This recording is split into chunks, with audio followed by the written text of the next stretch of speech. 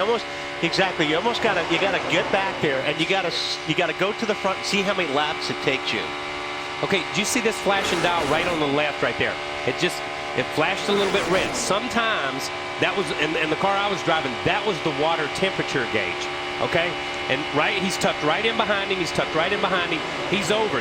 They can set that on 230, 240, 250, 280, whatever they want to.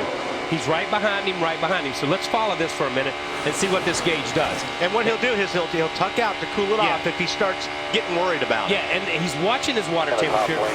But just as Larry said earlier, it's not only the water temperature gauge, it's the pressure gauge. And the car I was driving on the low side, all the way to the right on the bottom, was your pressure gauge. He's peeking out just a little bit right there.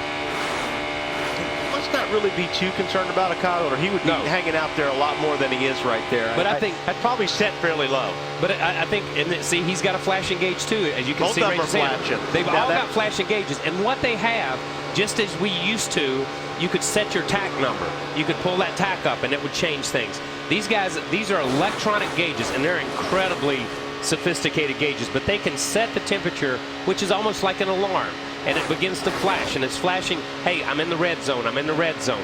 That's not where I need to be. And the reason why is because when you're racing like this, you don't look at your gauges. Yeah, you don't look at it. You're concentrating so much on that rear spoiler right there. You don't, I mean, it sounds funny, but you don't have time to look down at the gauges. The reason why they do that is it brings it to your attention. Yeah, but all that's really telling him is, once again, just as Larry said earlier, and I keep going back to some of the stuff Larry said here, is it's the pressure gauge now. It's when that temperature goes high enough and the pressure gauge goes high enough that it exceeds that pressure limit and it starts pumping water out.